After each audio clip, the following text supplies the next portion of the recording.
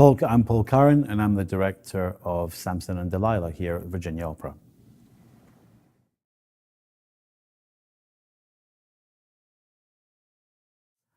What was my inspiration for this production? The music itself, really, and the story. That here is a biblical story, or part of a biblical story, that actually has enormous resonance today, I think, in a story that's about, let's say, the sexual tensions of a male-female relationship with the story of a downtrodden people that are being persecuted through a religious war. So the inspiration really came from what this, the enslavement of the Hebrews, that I felt was very much in parallel with what's going on in the world today.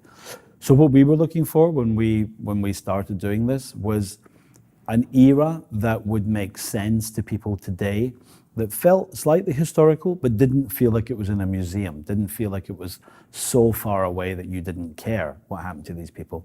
So our inspiration very much was the, let's say, Middle Europe of the 1930s and what was going on there with the Nazi Party and with the rise of right-wing, as was called, National Socialism, and how they were so intolerant and just persecuted one group after another. That was very much the inspiration.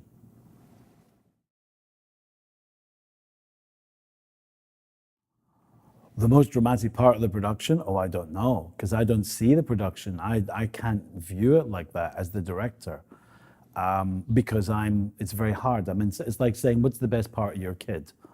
All of my kids, the best part, right? It's a great kid. So I don't know, it's very hard for me to say. I think it's for other people to judge. What I do though is, I hope I try and pinpoint for people moments that resonate, like the crowd scene at the beginning, where the whole chorus is being persecuted by Abimelech, who's like the local governor, and soldiers, and he's a horrible, violent, vicious character, and he has people beat up, and he also attacks a child in this.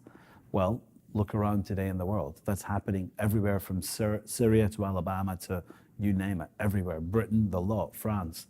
That's something that I would say we try and highlight as a parallel to our world today.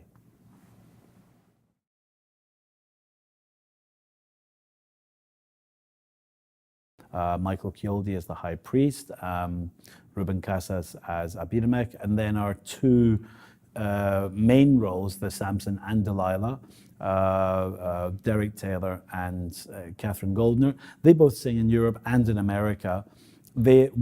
It's one of those balances where I guess Samson and Delilah are supposed to be like teenagers, or you know, they're supposed to be 20 years old or something. Forget, that can't happen. Not in opera, because you need the voice, you need maturity. It's the Juliet thing, right? Juliet's supposed to be 14, but you can't cast a 14-year-old.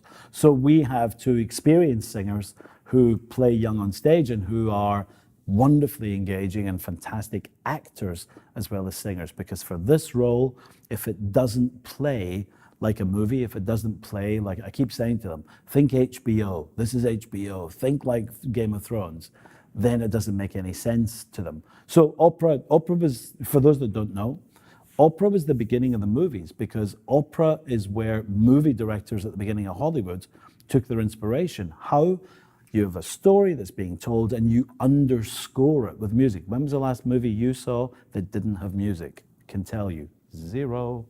They don't exist. So what this is this is a drama story that is emotionally charged with music. For that, we need a phenomenal cast that knows the music and knows how to do that, but also plays as actors. And I'm very lucky that we have that here.